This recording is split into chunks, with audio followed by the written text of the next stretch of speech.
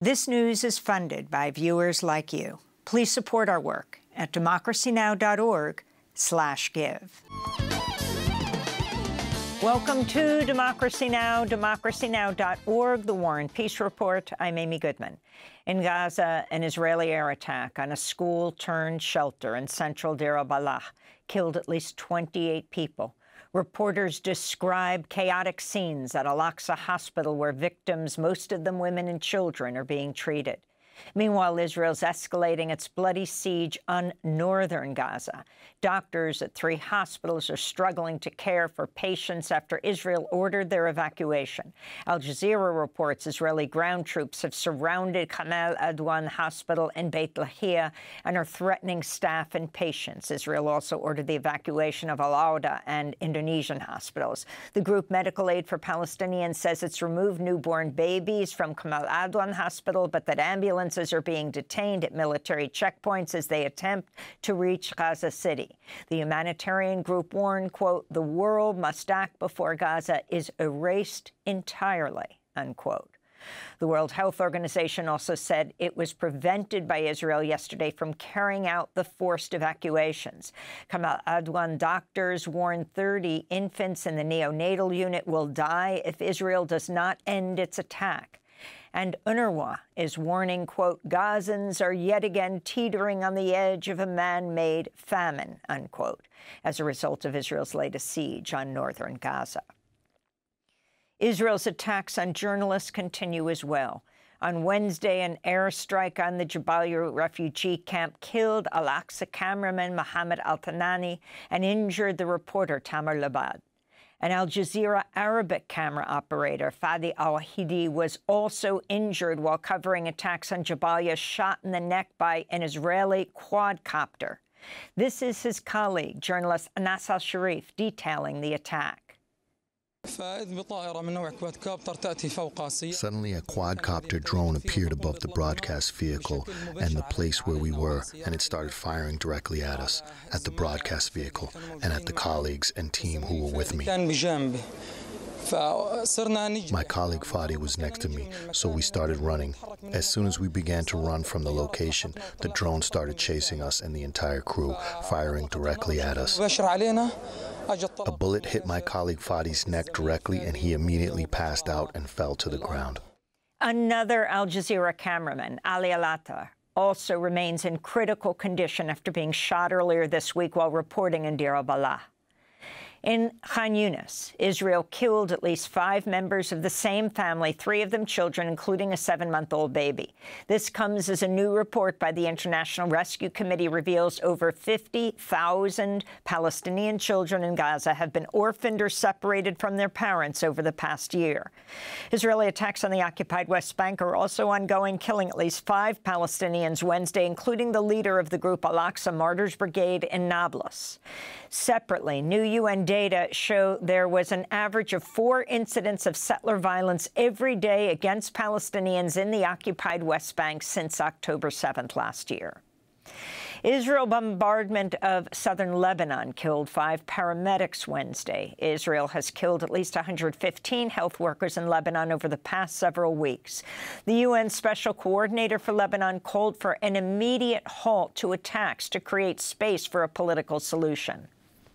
The joint call for a 21-day ceasefire as launched by the U.S. or led by the U.S. and France, I think is still on the table and very relevant. So we should not dismiss it.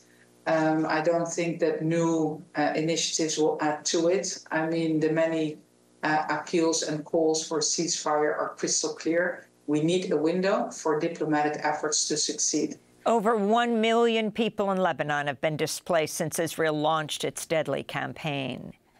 I have been here from the south for 8 days. I sent my family 2 to 3 days before me. My wife gave birth, so I came here for my family. I will go back south again. We will not leave our land. It is an expensive land. We're offering martyrs. We're offering blood. Israel has also launched more strikes in Syria targeting Homs and Hama provinces. Meanwhile, Israel is expected to launch an imminent attack on Iran after Tehran struck Israeli military bases with ballistic missiles October 1st. Iran's attacks, which targeted Israeli security sites, came amidst Israel's escalating attacks and acts of terror against Lebanon and after its assassination of the Hezbollah leader Hassan Nasrallah. This is Israeli Defense Minister Yoav Gallant. Whoever attacks us will be hurt and will pay a price. Our attack will be deadly, precise, and above all, surprising. They will not understand what happened and how it happened. They will see the... On Wednesday, President Biden and Vice President Kamala Harris spoke on the phone with Israeli Prime Minister Benjamin Netanyahu in their first call in nearly 2 months. A White House readout of the call highlights Biden's statement of his ironclad support for Israel. It makes no mention of ceasefire. More than 3 million customers in Florida are without power after Hurricane Milton made landfall in Sarasota County Wednesday evening as a Category 3 storm with 120-mile-an-hour winds. Multiple deaths were confirmed after tornadoes tore through a senior center in Fort Pierce.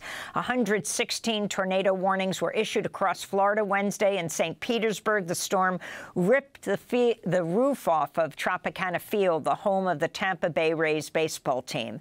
A massive crane also collapsed in downtown St. Petersburg. Ahead of making landfall, President Biden warned Milton could be the storm of the century. Tampa's mayor called the scale of evacuation unprecedented. Milton comes just 2 weeks after Hurricane Helene battered Florida and other southeastern states, killing at least 230 people. A new analysis by the group World Weather Attribution finds the burning of fossil fuels has made highly destructive storms like Helene more than twice as likely.